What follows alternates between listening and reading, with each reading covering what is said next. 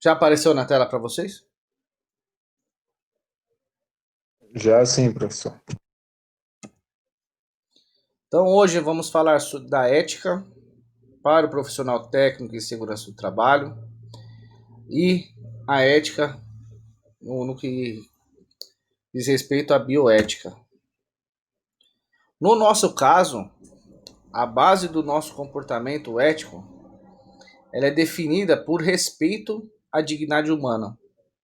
Nós somos uma área que somos voltados à preservação da vida humana, seja por regulamentos, seja pelo processo da antecipação, seja por uma atividade que vamos executar numa emergência.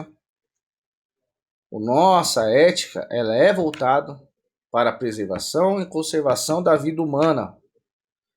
Somos uma área que está relacionada na parte administrativa, a parte humanas, né? A parte de exatas. Somos uma área bem completa. E dentro dessa forma, desse pensamento, desse princípio, nós vamos atuar de forma eticamente correta quando estivermos empenhados em se preocupar com o bem-estar de todo mundo, seja do colaborador fulano, ou seja do coletivo. Para isso, precisamos estudar, precisamos descobrir, precisamos aprimorar nossos métodos, precisamos ter a relação com a prática, né, para realizar de forma correta o processo de ética. Precisamos estar antenados às mudanças legais, entre outros. E por força da nossa formação, devemos agir também para que a comunidade e o meio ambiente sejam zelados, sejam protegidos. Então, nossa atividade, nosso trabalho, ele vai além dos muros da empresa. Toda a comunidade ao redor, toda a vizinhança, o próprio meio ambiente, as futuras gerações têm que ser protegidos. E faz parte da nossa atividade zelar para isso. Está dentro da nossa responsabilidade, está intrínseco à nossa profissão. Né? E isso deve ser feito para que as questões do meio de formação e atuação sejam difundidas e compreendidas em todas as áreas. Tomar as medidas para que o nosso conhecimento técnico seja compatível com o tipo da natureza dos riscos ao qual a empresa atua. Relembrando os riscos, risco físico, químico, biológico, acidentes, riscos ergonômicos, riscos ao meio ambiente, riscos aonde podemos estar infringindo uma legislação, uma norma. Temos que ter a clareza que ao assumir ou emitir pareceres em atividades para as quais sinta-se tecnicamente capacitado. Então, a relação do profissional de segurança do trabalho com a legislação vigente sobre o tema deve ser a mais correta possível. A compreensão deve ser a mais próxima possível, né? Para alcançar isso é estudo contínuo. Então, hoje vocês estão estudando, alguns já estão próximos a se formar, mas como qualquer outra carreira, vão continuar estudando, vão descobrir coisas, vão relembrar algumas coisas que acabou ficando no passado, vão aprofundar em alguns assuntos, né? Porque eu costumo dizer que aqui é o início de tudo, né? Esse 1 ano e 8 meses, ele é o início de tudo, né? É onde você vai começar as descobertas. Quando você se formar, você vai ter o conhecimento total? Não. Ninguém, quando se forma, tem o conhecimento total de tudo. Vai se relembrar de tudo. Mas vai saber aonde procurar, aonde estudar, aonde ter o conceito. Isso que é o diferencial, né? E aí conhecer as normas, conhecer as legislações, isso que é o inicial, né? E age eticamente o profissional que, não tendo poder de decisão, ao menos informa a que o detém a existência e a necessidade do cumprimento da legislação.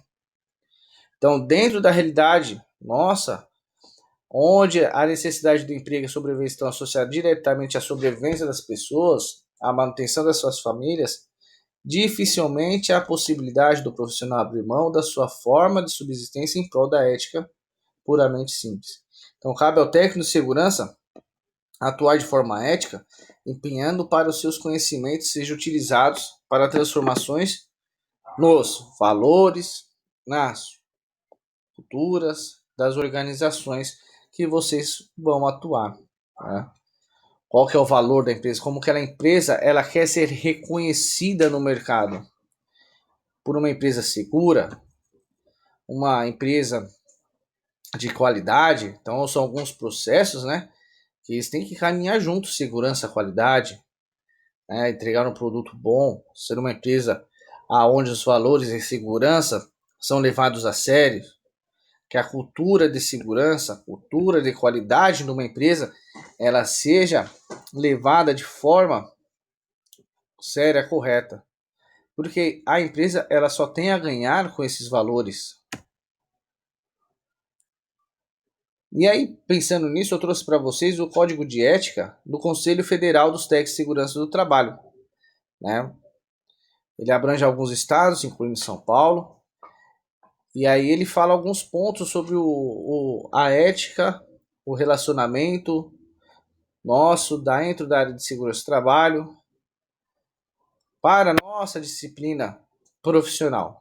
Então ele vai resolver adotar esse código de ética para o técnico de segurança do trabalho, elaborado pelos integrantes das comissões de ética, instituições representativas da categoria técnico de segurança do trabalho,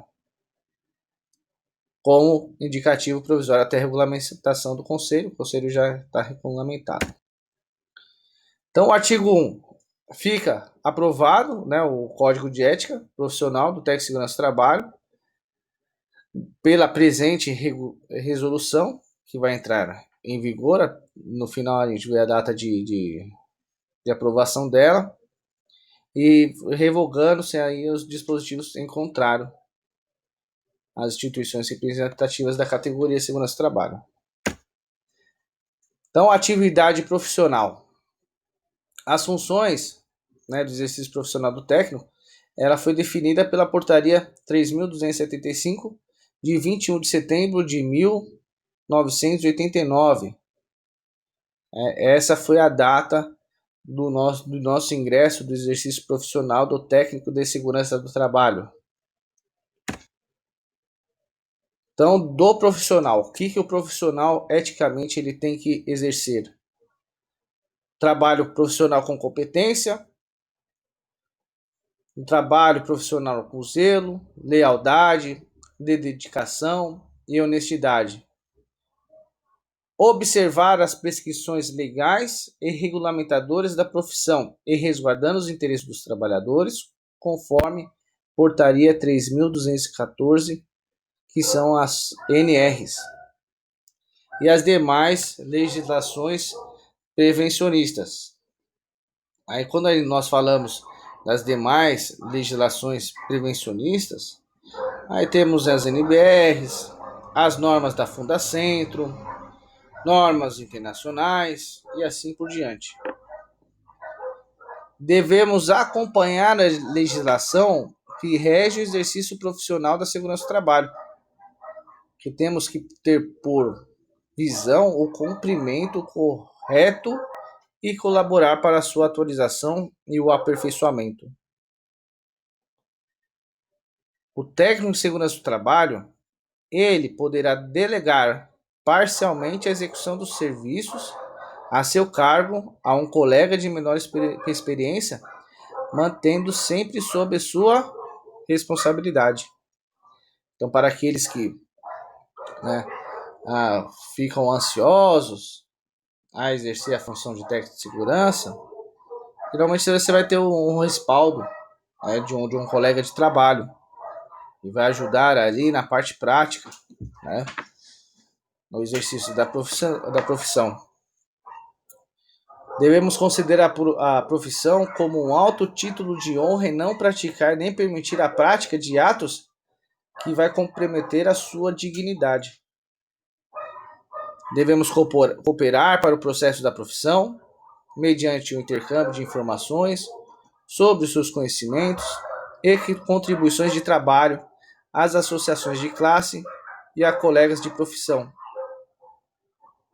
Colaborar com os órgãos incumbidos da aplicação da lei e da regulamentação do exercício profissional e promover pelo seu voto nas entidades de classe a melhor composição daqueles órgãos.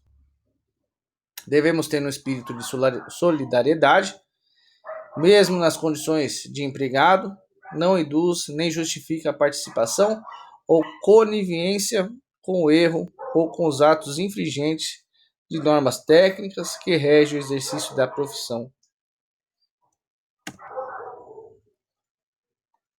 Agora, do nosso dever. Guardar sigilo sobre o que souber em razão profissional lícito. Pessoal, o que quer dizer isso? Guardar sigilo sobre o que souber em razão do exercício profissional lícito.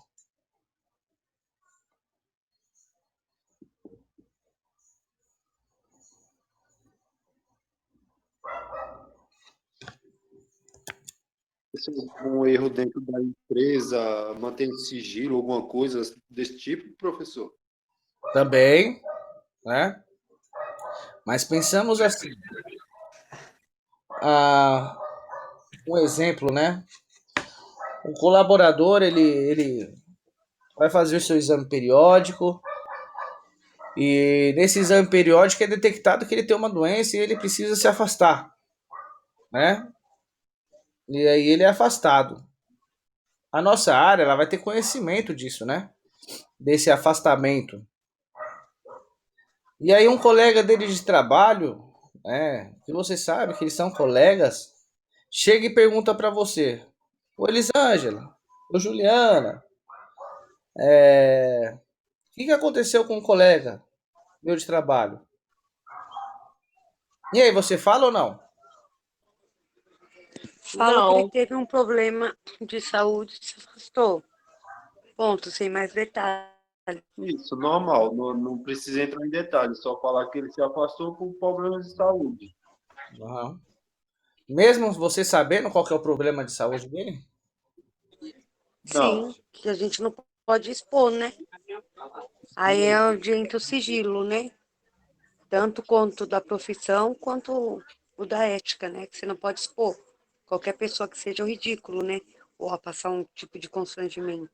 Tipo, na empresa que eu trabalho mesmo, nessa pandemia, aconteceu bastante isso, de alguns se afastar por causa do vírus, e tipo, a empresa, os técnicos de segurança mantém segredo, não fala nada, falou, ó, ele teve um problema de saúde, se afastou, isso e aquilo, para não assustar os colegas de trabalho, né? Então, aí, olha só como que é interessante, né? Eles guardarem sigilo. E às vezes fala assim, pô, o técnico de segurança sabe, não informa. É um direito nosso saber. Mas olha só, ele está respaldado pela ética deles da profissão? Ele está respaldado. Tá lá, Sim. pelo sigilo.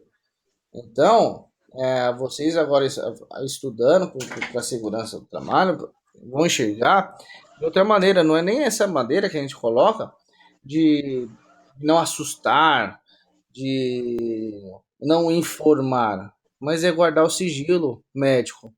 Assim como o médico ou advogado, eles têm seus conselhos de ética, eles têm que guardar o sigilo do paciente, do seu cliente, nós também temos que guardar esse sigilo, manter esse sigilo. Se o médico deve guardar o sigilo e ele abre isso mediante uma norma, uma legislação para você, para um juiz, e aí isso daí nós temos que manter, está dentro do nosso processo, do nosso papel. Então, isso é interessante, que fala até que é pelo serviço público. Agora, salvo os casos previstos em lei, ou quando solicitado por autoridades competentes, em caso de julgamentos, ou de médicos, ou instituições representativas da categoria.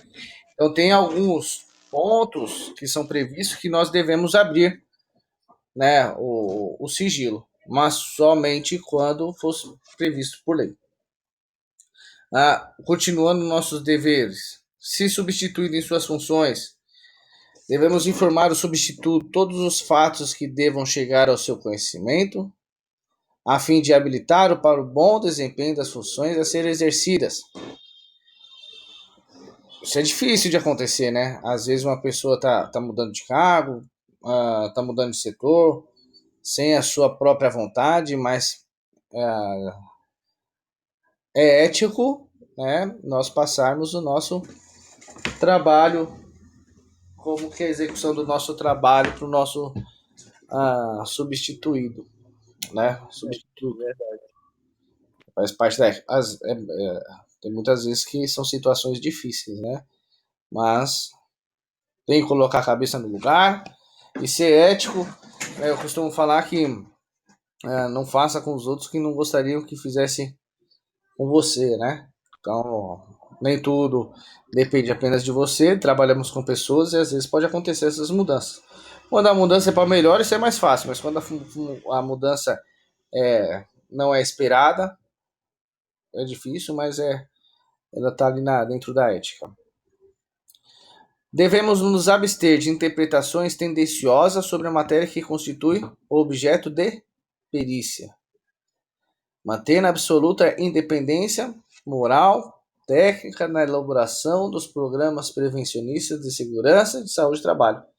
Falamos da parte tendenciosa, na parte de perícia, na parte dos programas, nem pender para o lado da empresa, nem pender para o lado do trabalhador. Ser justo, né? Seguir as normas, as legislações. Considerar e zelar com imparcialidade o pensamento exposto em tarefas e trabalhos submetidos à sua apreciação. Abster-se de dar parecer ou emitir opinião sem estar suficientemente informado e munido de documentos. Isso é interessante também. É aquele famoso, eu acho que foi assim. Se você não está suficientemente informado, se você não tem a parte documental, ao ser questionado por uma outra área, ao ser questionado por um colaborador, devemos nos abster de dar esse parecer. Falar, eu acho que foi isso. Procurar saídas. Olha, vamos investigar, vamos analisar, até que você tenha o total de informação. Para você não falar uma coisa, chegar lá na frente, se tornar outra, né? E ainda pior que vão falar assim, fulano de tal falou que era assim, mudou agora. Então devemos abster de dar esse parecer ou emitir opiniões sem estar fundamentado. Atender às instituições representativas da categoria no sentido de colocar à sua disposição sempre que solicitados papéis de trabalho, relatórios e outros documentos que deram origem à orientação e execução do seu trabalho. Os deveres do técnico de segurança do trabalho compreendem, além da defesa do interesse que lhe é confiado, o zelo do prestígio e da sua classe e o aperfeiçoamento da técnica de trabalho. Manter-nos regularizado com as nossas obrigações, com as instituições representativas da categoria e comunicar às instituições representativas da categoria fatos que envolvam recusa ou demissão de cargo, função ou emprego, motivados pela necessidade do profissional em preservar os postulados éticos e legais da profissão. No que se refere à nossa conduta, zelar pela nossa própria reputação, mesmo fora do exercício profissional, ser considerado um profissional a ser seguido, né, de exemplo. É interessante que às vezes não nos damos conta, né? Mas somos um espelho dentro da organização. Um espelho a ser seguido. Não adianta a gente chegar lá e ter um papel rígido de segurança se nós mesmos não nos fazemos cumprir. Imagina um técnico de segurança no canteiro de obra sem capacete.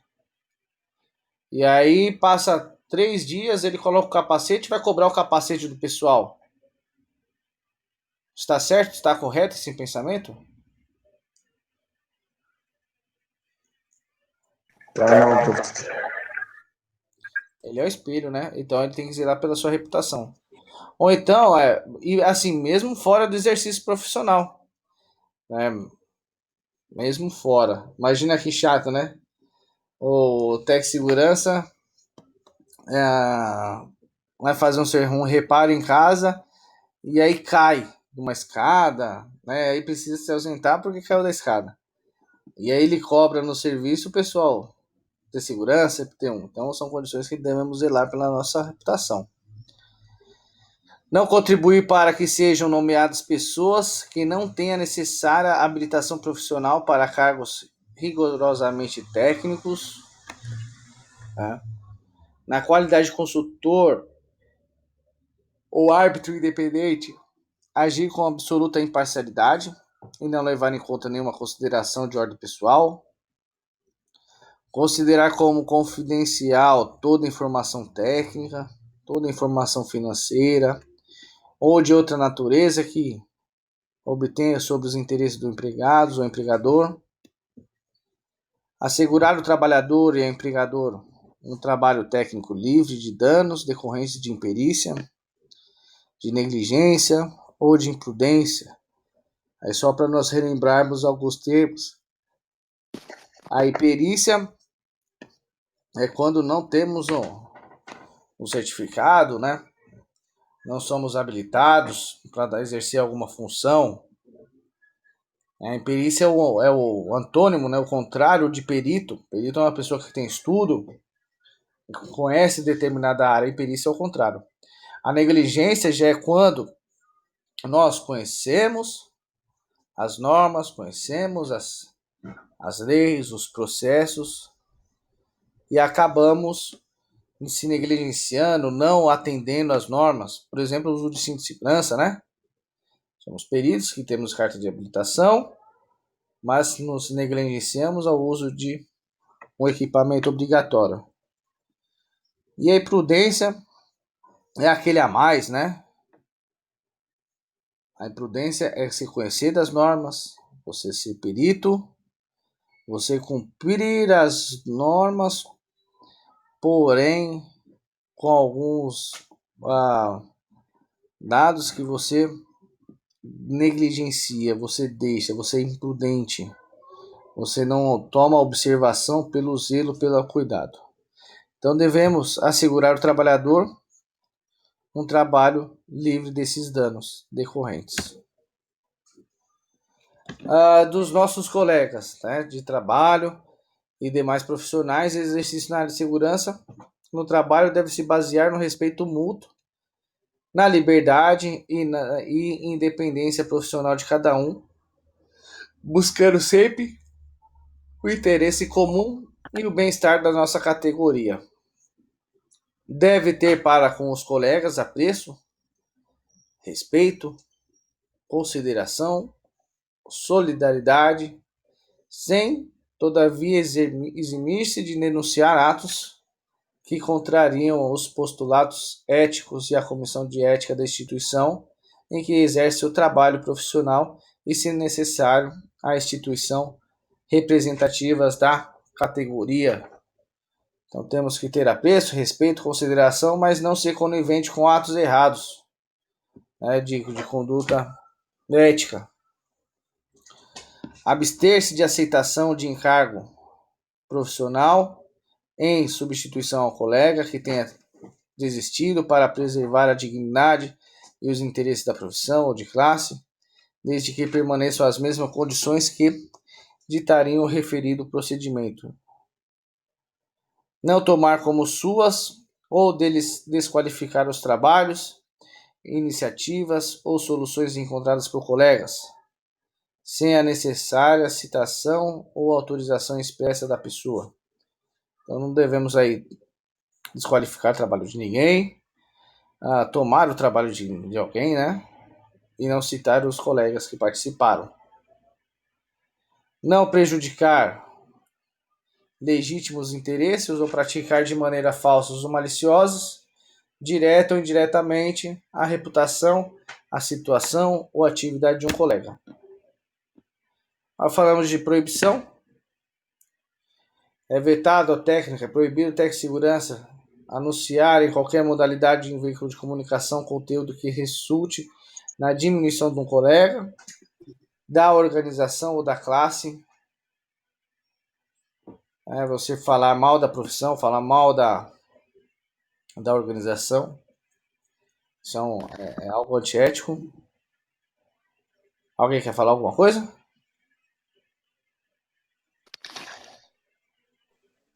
Não. Assumir direta ou indiretamente serviço de qualquer natureza, com prejuízo moral ou desprestígio para a classe. Auferir qualquer provento em função do exercício profissional que não decorra exclusivamente da sua prática lícita ou serviços não prestados, né? Aquela famosa somente assinatura. Assinar documentos ou preces elaborados por outros alheio à sua orientação, supervisão e fiscalização. Exercer a profissão quando impedido, ou facilitar por qualquer meio o exercício aos não habilitados ou aos impedidos. Aconselhar o trabalhador ou o empregador contra as disposições expressas em lei ou contra os princípios fundamentais e as normas brasileiras de segurança e saúde no trabalho. Revelar assuntos confidenciais para os empregados e empregador para acordo ou transição que comprovadamente tenha tido conhecimento. Iludir ou tentar a boa-fé do empregado, do empregador ou terceiros, alterando ou depurtando o exato teor de documentos, bem como fornecendo falsas informações ou elaborando peças idôneas. Elaborar demonstrações da profissão sem a observância dos princípios fundamentais e das normas editadas pelas instituições representativas da categoria.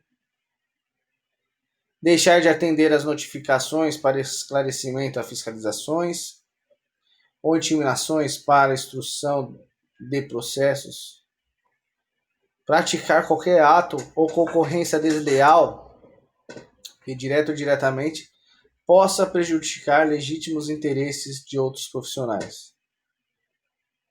Essa parte entra com a parte de sabotagem, né? Expressar-se publicamente sobre assuntos técnicos sem estar devidamente capacitado para tal, e quando solicitado, emitir sua opinião, somente fazê-lo com conhecimento da finalidade da solicitação em benefício da coletividade. Nesse caso, é dar um treinamento sem você ser habilitado. Você fala assim, eu sou técnico de segurança do trabalho, vou dar um treinamento de supervisor de espaço confinado, mas você não tem o curso de supervisor de espaço confinado. Então, é proibido, né, eticamente, você falar sobre assuntos que você não está capacitado para ele.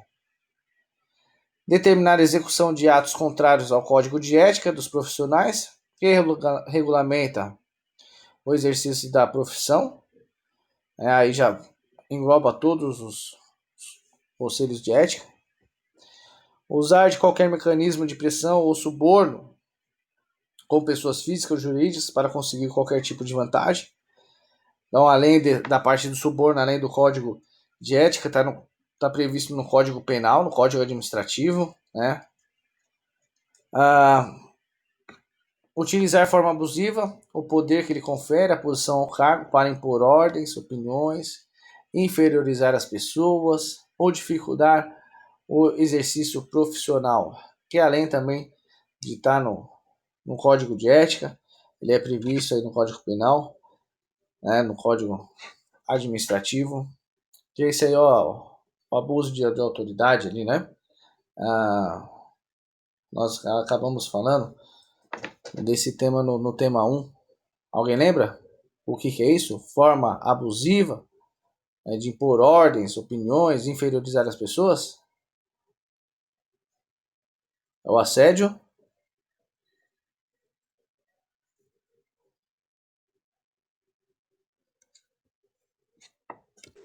Assédio moral? Assédio moral. O pessoal tá aí ainda? Então, professor. É que deu uma cortada no final, eu não entendi muito. Sim. Boa. É o assédio moral. Então, além de ele estar no nosso código de ética também. Bom, da classe. Acatar as resoluções votadas para a classe, inclusive quanto a honorários, que é o valor pago, né? Prestigiar as entidades de classe, contribuindo sempre que solicitado para o sucesso de suas iniciativas, proveito da profissão, dos profissionais e da sua coletividade. Agora, os nossos direitos. Representar perante os órgãos competentes as irregularidades comprovadamente ocorridas na administração da entidade de classe. Recorrer às instituições representativas da categoria, quando impedido de cumprir o presente código e as leis do exercício profissional. Renunciar a funções que exerça logo que positivar falta de confiança por parte do implicador, a quem deverá notificar com 30 dias de antecedência, zelando, contudo, para que os interesses dos mesmos não sejam prejudicados, evitando declarações públicas sobre esses motivos de renúncia. E o técnico de segurança do trabalho poderá publicar relatório, parecer ou trabalho técnico, profissional e assinado sobre sua responsabilidade. O técnico de segurança do trabalho, quando assistente técnico exercer o papel de assistente técnico, auditor ou árbitro, poderá recusar sua indicação quando reconheça não se achar capacitado em face da especialização requerida. É um direito do técnico recusar-se a executar atividades que não sejam de sua competência legal, considerar-se impedido para emitir parecer ou elaborar tarefas em não conformidade com as normas de segurança, as orientações editadas pelos institutos representativos da categoria. E o técnico de segurança do trabalho poderá requerer desagravo público às instituições representativas da categoria quando atingido publicamente e injustamente no exercício da sua profissão.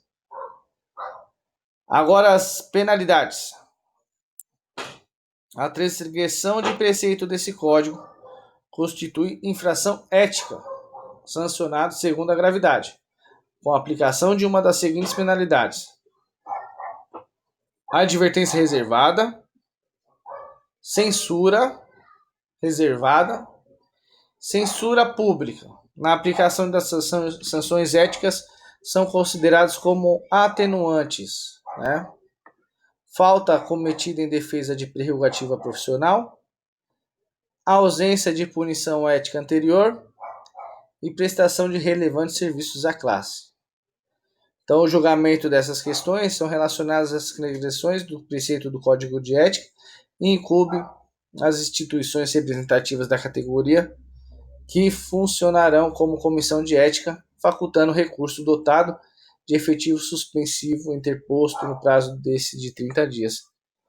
Não cumprir no prazo estabelecido, determinação das instituições representativas da categoria depois de regulamento notificado.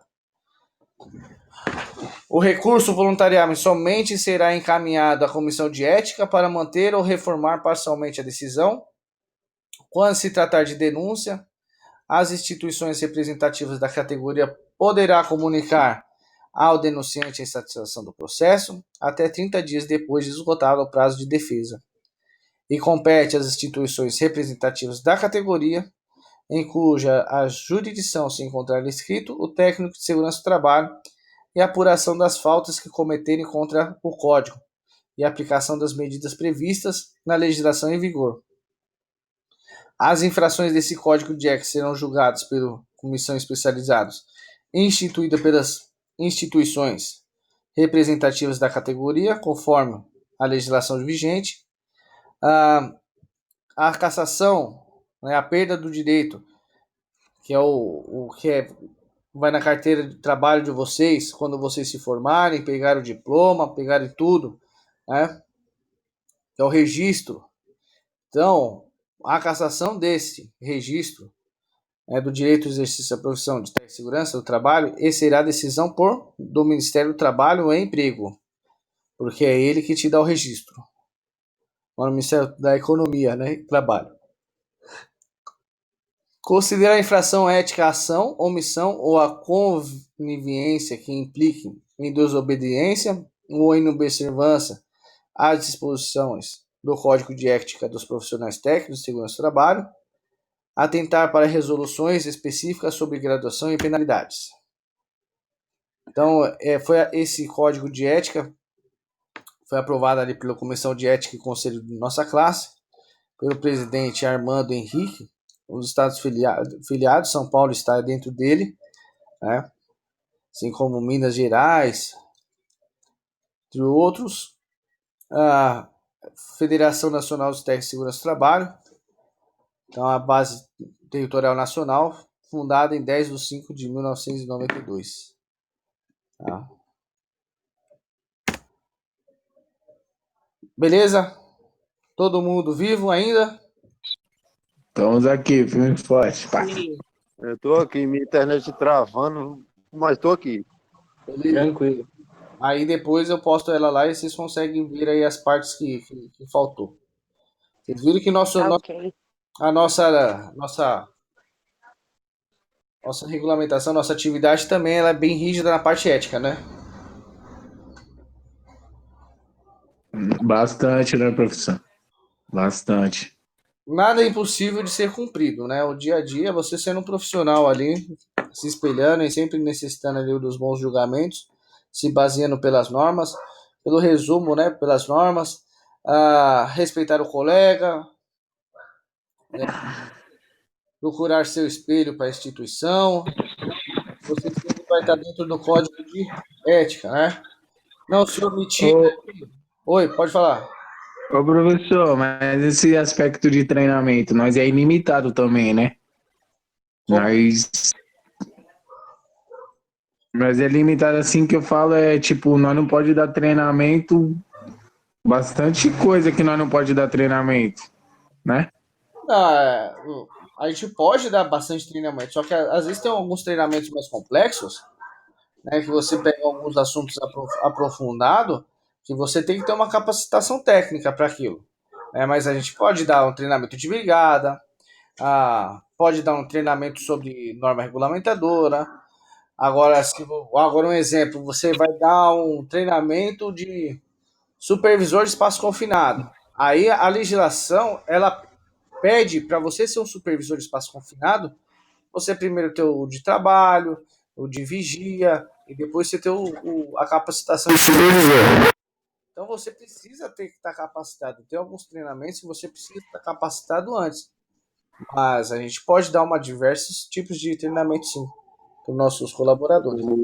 É como aqui na empresa, professor. A gente precisou executar um serviço no espaço confinado.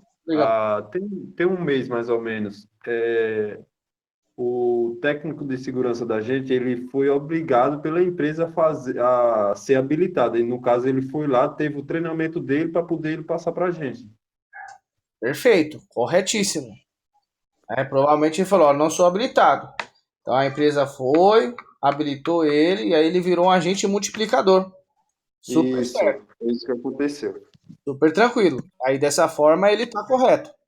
Agora, se ele falasse, não, eu monto treinamento aqui, não, aí ele já teria estaria infringindo ali, além das normas, a ética, né, profissional. Ô, professor, mas para fazer um exemplo, igual você falou, do espaço confinado, tipo assim, eu também teve um tempo que eu tive que fazer um trabalho no espaço confinado, mas só que quem veio dar o treinamento não foi o técnico de segurança, foi a engenheira de segurança. Tem isso também ou não? Tipo, o Não, técnico de segurança não. pode falar. Ele pode dar o treinamento técnico de segurança também. É que aí, no caso, a engenheira era habilitada, né? Ah, entendi. Foi uma curiosidade mesmo que eu ainda falei com ela lá, só que ela nem respondeu direito. Não, é porque às vezes o técnico de segurança ou ele não era habilitado, ou ele se sentia inseguro e aí ela era habilitada. O importante, Ah, entendi. importante é a habilitação. Tem alguns treinamentos que você precisa ter uma outra formação, mas dentro da nossa área nós podemos aplicar bastante treinamento aí. Basta você estar habilitado ali para tal, ter o conhecimento, né? Beleza, beleza. Beleza? Alguém mais Beleza, qualquer valeu. dúvida aí? O professor, e essas habilitações só depois que se forma, né? Não necessariamente. Não? Não. Pode fazer alguns cursos antes. Já pode. Eu sempre vou passando uma listagem de cursos aí que é para vocês já se formarem habilitados em bastante coisa, né?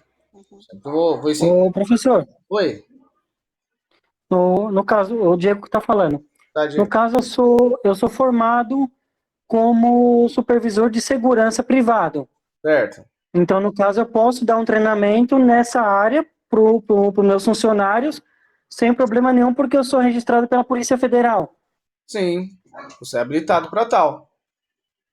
Dentro da capacidade ali, né? É, agora você não pode assim, você tem esse curso, mas tem uma disciplina que você precisa ser capacitado em outra. Vou dar um exemplo.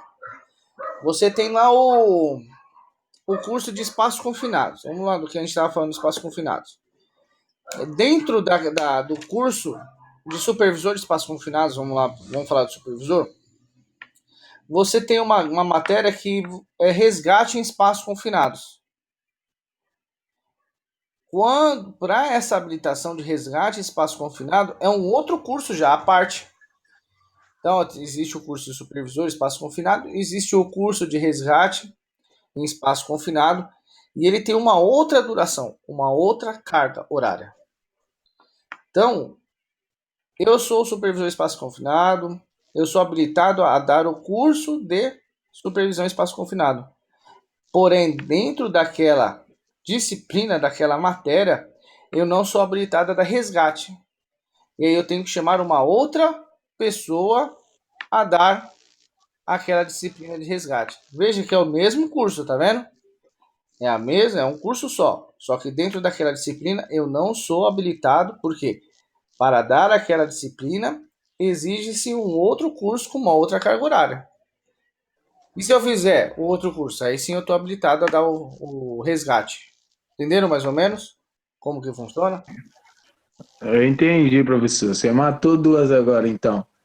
Um exemplo, nós faz o curso do espaço confinado por fora. Aí, tipo, se acontece alguma coisa com o colaborador dentro, aí eu tenho que ter o curso de resgate Sim. O, o, para fazer o resgate nele? no próprio curso, Ah, no próprio pode curso, falar. ele já te passa e já te ensina a forma de resgate, né? Ele já te ensina. Agora, por exemplo, se você quer deixar uma equipe especialista em resgate de espaço confinado. Então, olha só, você faz lá o curso de vigia de trabalhador. Dentro da carga horária do curso, ele tem para essas duas formações, trabalhador e vigia, o resgate no espaço confinado. Não é aquele resgate complexo, mas ele tem a parte de resgate, como retirar a vítima, do local. Aí você lá, como técnico de segurança, você quer fazer uma melhoria dentro desse processo. Você quer treinar uma equipe para resgate, para chamar essa equipe de apenas resgate em espaço confinado. Ela não é trabalhador, ela não é supervisora, ela não é nada. Aí sim você vai para um outro curso de resgate, supervisão e resgate em espaço confinado. além daqueles.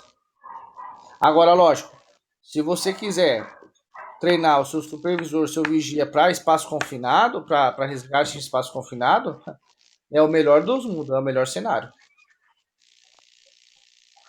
Eu já entendi, foi tudo. Eu entendi também. Valeu. Tá? Quanto mais capacitação, quanto mais curso vocês vão sair ganhando, a empresa vai sair ganhando. Né? Mas assim, às vezes a verba, quando a gente fala em verba, tem cursos que tem dois pontos, né? Uma às vezes é você conseguir que a empresa te ceda uma X quantidade de colaboradores para fazer esses cursos, né? Questão de verba. Então, o que é de praxe? O que acontece? A gente tem trabalhadores formados em vigia, o exemplo, continuando o exemplo do espaço confinado. Vigia e trabalhador. Temos lá o supervisor do espaço confinado, aquele que vai liberar. E aí, dentro da nossa brigada, os brigadistas, você tem aquela equipe que vai ser especialista em resgate em espaço confinado, especialista em resgate em altura, né, que vai servir ali como um apoio técnico tático. Agora nada impede o que acontece. Muitas vezes você cria esse grupo de trabalhadores, você capacita eles, você habilita eles, ou até mesmo a segurança do trabalho, que muitas vezes você participa desse treinamento, e você se torna um agente multiplicador. Então aí você pega seu vigia, o seu o supervisor e você capacita eles em resgate. Você acaba se tornando um agente multiplicador. Isso é super válido também. Você se habilita primeiro, habilita um grupo e depois você acaba disseminando o treinamento interno. Boa? Fechou. É nóis, professor. Vamos falar um pouquinho da bioética. Então, esse termo de bioética ainda é um pouco desconhecido, mas ele já tem quase 30 anos aí desse tema, criado por um médico oncologista norte-americano. E aí a bioética é um ponte aí para o futuro, né? Que aí ele relatou no seu livro. Então, essa concepção da bioética possui um conceito muito mais amplo e estabelecia uma relação de equilíbrio e harmonia entre os homens, ecossistemas do planeta, entre outros. E é o compromisso global de buscar progresso, porém, sempre protegendo o meio ambiente. Então, essa concepção no termo também aplicou-se, né, através do Dr. André, o termo de biociências, ao fundar em 1971, né, o Instituto de Biotecnologia, né, Joseph Andrew Rose Kennedy, e assim a bioética é o ramo da ética aplicada que discute os avanços da biomedicina, da biotecnologia e os impactos dessa sobre o homem. Então, todas as questões referentes à vida humana, com qualidade de saúde e o respeito pelo ser humano são discussões pertinentes a essa ciência da bioética. E agora a gente está vendo bastante essas discussões no caso da pandemia, né, do vírus.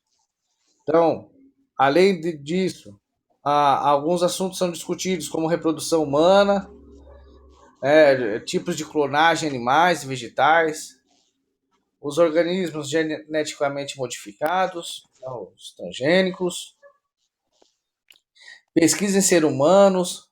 Então, isso aí são sempre motivos de debates, né, porque eles são motivos que são atraentes, inovadores da biotecnologia e biomedicina.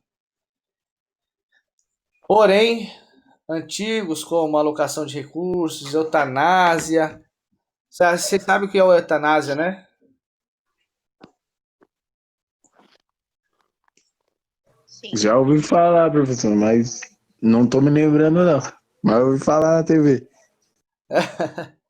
Eutanásia é quando você solicita pelo encerramento da sua vida por algum problema médico, né? A distanásia também está com relação, mistanásia.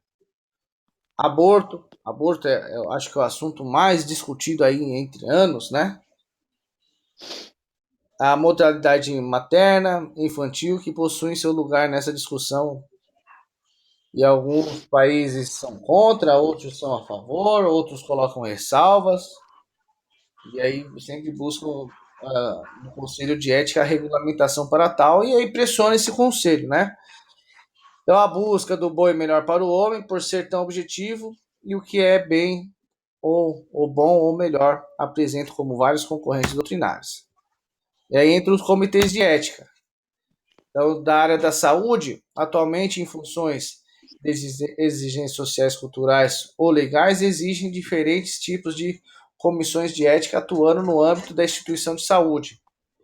Então, as primeiras a surgir foram as comissões de ética médica, e em seguida, comissões de ética em pesquisa e saúde, e agora a bioética, né? Por tradição, todas essas instituições de saúde brasileira devem constituir uma comissão de ética deontológica médica. Elas têm por objetivo zelar e cumprir os deveres e direitos do exercício profissional dos médicos no âmbito das instituições, como extensão de conselhos regionais de federal de medicina, que é o CRM, né, os CRMs.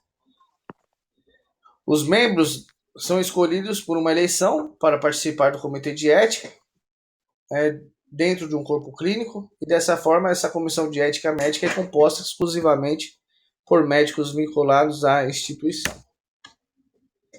Por vários anos aí a comissão de ética médica assume também outras funções, como dar parecer, aprovar projetos de pesquisas, auxiliar em questões sobre atendimento de pacientes. Esses comitês de ética em pesquisas, já previsto em normas de pesquisa de saúde constante na Resolução 1 do Conselho Nacional de Saúde de 1988, visa aí avaliar a adequação ética desses projetos de pesquisas que envolvam os seres humanos. Alguns hospitais, como o Hospital de Clínicas de Porto Alegre e a Universidade Federal do Rio Grande do Sul, também avaliam projetos de pesquisa que envolvam o uso de animais. Os comitês de bioética. Quando a gente fala, só cortando rapidinho, o de animais, né? Até um tempo atrás era comum aí fazer testes de maquiagem, produtos para beleza femininos em animais. Lembram disso aí? Batom, lápis era utilizado para ver se dava reação alérgica a animais. E aí esses tipos, lá no comitê de ética, impulsionou aí a proibição de uso de cosméticos em animais, né? Procuraram outras formas aí de tecnologia para fazer esses testes. Então, os comitês de bioética têm por finalidade refletir e avaliar questões e dilemas morais oriundos da prática e dos procedimentos realizados no âmbito de cada instituição. Essa origem dos comitês de ética hospitalar deve ser melhor descrita a partir de fatos pressupostos surgidos nos Estados Unidos, a partir da década de 60, e algumas outras de repercussão mundial. A partir de 62, inúmeras discussões surgiram com a possibilidade de realização de diálise em pacientes renais crônicos, e devido a essa característica de decidir acerca de sobrevivência ou não dos pacientes, essas comissões passaram a ser denominadas pela imprensa de comitês divinos. Ainda dentro desse assunto, devemos algumas questionamentos foram levantados, como aceitar o princípio de que a posição social deve determinar a seleção de pacientes dentro do atendimento hospitalar, se deveríamos permitir a hemodiálise apenas em pacientes casados, que vão à igreja, que têm filhos, têm emprego, bom salário. Em 68, o senador Walter Mondale propôs ao Congresso norte-americano a criação de uma comissão de ciências e de saúde e sociedade, e aí deveu-se uma grande parte das discussões geradas pela realização do primeiro transplante cardíaco em seres humanos. E aí o senador Mondale afirmava que havia várias questões que deveriam ser discutidas por toda a sociedade. E aí ele depois, em uma comissão, e aí Bernard afirmou que os congressistas estavam vendo fantasmas onde eles não existiam, sobre a possibilidade de serem criadas comissões de ética para avaliar procedimentos realizados em hospitais. E aí ele disse que seria um insulto aos médicos e um enorme retrocesso ao progresso.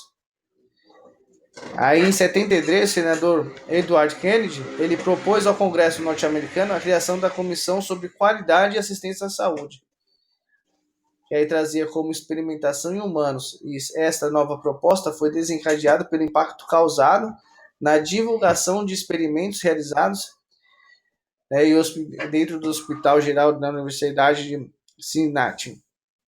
E o primeiro foi um longo estudo que durou 40 anos de acompanhamento de evolução do estado clínico de pacientes negros portadores da sífilis que não recebiam o tratamento.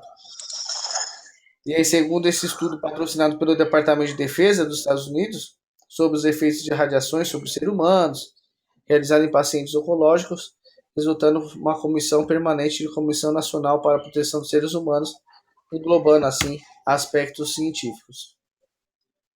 E em 78, essa comissão foi alterada e recebeu o nome de Comissão Presidencial para Estudo de Problemas Éticos na Medicina e Pesquisa Biomédica Comportamental. E essa proposta objetava possibilitar maior diálogo em situações clínicas individuais como uma forma de dividir as suas responsabilidades. É aqui no Brasil, lá no Hospital das Clínicas de Porto Alegre, em 93, e aí depois, como a Universidade de Londrina, PUC, Hospital Centro, implantaram os comitês semelhantes a esse. Aí o modelo americano do Comitê de Ética Hospitalar se espalhou pelo mundo. Algumas críticas foram feitas, mas as funções de ética hospitalar, segundo a proposição americana, seriam a de: primeiro, revisar casos para confirmar o diagnóstico ou prognóstico de pacientes. Revisar as decisões tomadas pelo médico ou responsável legal quanto aos aspectos éticos dos tratamentos instituídos. Tomar decisões sobre tratamentos adequados para pacientes incapazes de escolher. Promover para todos os membros da instituição programas educacionais relacionados à identificação e solução de questões éticas. Formular políticas a serem seguidas pelos integrantes da instituição em alguns casos difíceis. E servir como consultor para médicos, pacientes, familiares, quando assim da tomada de decisões e éticas específicas. Alguns questionamentos foram feitos, como se mais importante seja a relação, a questão do poder decisório entre esses comitês, né, com o objetivo de avaliar os casos de pacientes incapazes, e a segunda para conter gastos oriundos de alta tecnologia diagnóstico no tratamento, levando assim as seguintes questões sobre o poder decisório do comitê. Se o comitê, sendo o comitê deliberativo, retira a decisão ética e médica de quem realmente é responsável pela mesma, ao tratar de pessoas que estão morrendo, o médico que deve tomar essas decisões éticas, baseando em fatos médicos, dando-se poder decisório ao comitê, o processo de tomar decisão ética fica diluído ao invés de fortalecido, prejudicando talvez a busca do bem do paciente. Os comitês, tendo de ser decisórios sobre pacientes que estão morrendo, pode vir a ter uma abrangência ampliada para avaliar o uso de alta tecnologia, diagnósticos terapêuticos, e os comitês de ética não podem ser o único local do hospital com responsabilidade ética, além dos profissionais de saúde, dos pacientes, seus familiares, o diretor do hospital, o conselho e assim por diante. E aí isso ficou bem evidente agora na nossa pandemia, né? Até eles colocaram algumas campanhas que não era justo o médico escolher por quem ia sobreviver, ia morrer, para a gente ficar em casa, para a gente tomar as nossas precauções. porque não teria equipamentos, não teriam gente o suficiente para cuidar, então que nós não deixássemos a isso a cargo dos médicos essa escolha, porque está dentro lá do infringir o processo ético, ou para algumas outras pessoas estariam dentro do processo ético. Beleza? Pessoal, dúvidas, perguntas, comentários, agora é a hora. Tranquilo. Tranquilo, professor. Sobre ética e bioética, tranquilo. É tranquilo, esse assunto é interessante. Tá?